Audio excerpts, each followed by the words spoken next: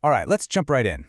We usually think of ancient religious laws as being all about faith, maybe some rituals.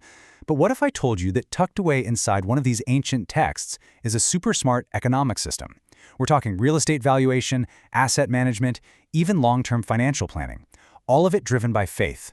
Today, we're going to unpack this incredible ancient law of land, faith, and finance. Just think about this for a minute. What if you donated a really valuable asset, like a plot of land, to a cause you cared about, but instead of its value being fixed, the price to buy it back actually went down, every single year ticking away on a huge 50-year clock? Sounds like some kind of modern financial strategy, right? Well, this exact system was around thousands of years ago. So where does this all start?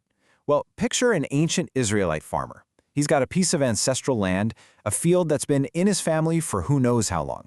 And for whatever reason, maybe out of deep faith or to fulfill a personal vow, he decides to dedicate this field to the temple. This whole act is called consecration, and it's not just a simple donation. It's a formal, sacred dedication of his property. So, in theory, the field now belongs to the temple. But this is where the system gets really, really interesting, because the story of this field is a long way from being over. Okay, so the first wild part of this law is how they figured out the land's value. If the original owner ever wanted to redeem, buy back this field he consecrated, a price had to be set. But it wasn't based on anything you'd probably expect.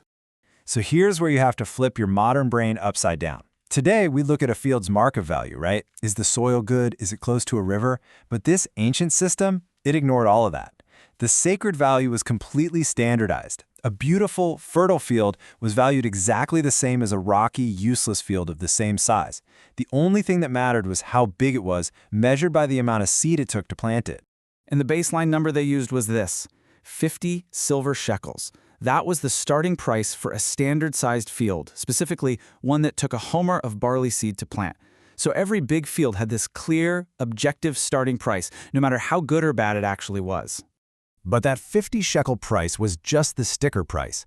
The actual price the farmer would have to pay depended entirely on timing, all thanks to this massive society-wide countdown clock called the Jubilee cycle. Now, the Jubilee was a pretty radical idea. Every 50 years, society basically hit a reset button. All ancestral land that had been sold or traded had to be returned to the family that originally owned it. This was a huge deal for social stability. It meant you could never really own land forever. You only own the rights to use it until the next Jubilee. So, and this is the key, that 50 shekels wasn't for the land itself.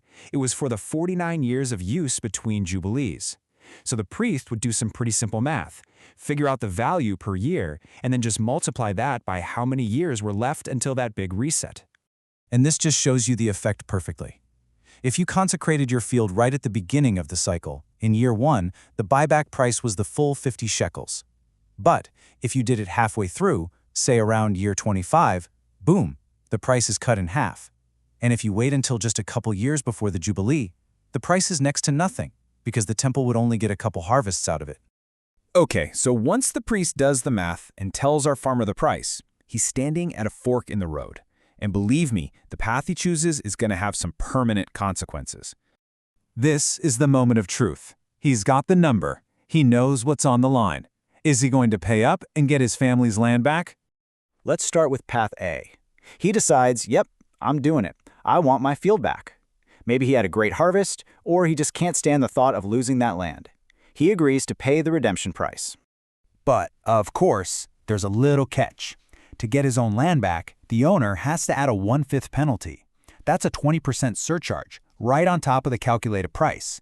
You can think of it like a little fee for the trouble. He pays the full amount, and just like that, the field is his again.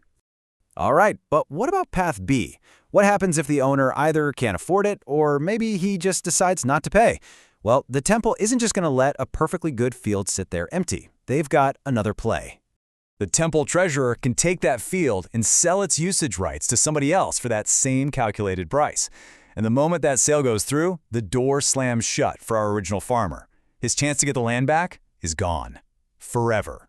So now we've got two different situations. Either our guy bought his own land back, or the temple sold it to someone new.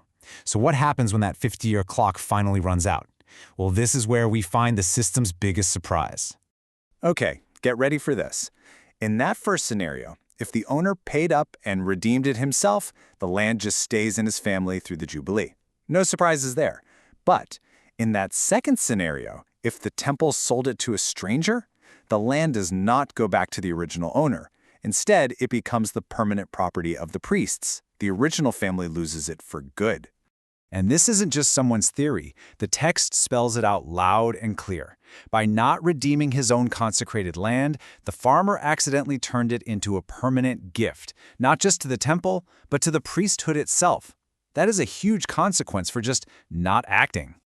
So when you step back and look at the whole thing, you see this system is just brilliantly designed to juggle a bunch of different needs at once. It gives people a way to express their faith, it creates money for the temple, it mostly protects family land rights, but it also creates this unique backdoor for the priestly class, who didn't get their own land, to be provided for. It really is an elegant, self-regulating machine built on time, faith, and finance. And it leaves you with a pretty big question to chew on. In our world today, which is so obsessed with market value, what can this ancient model, where value is tied to time and purpose, teach us about what's really worth holding on to?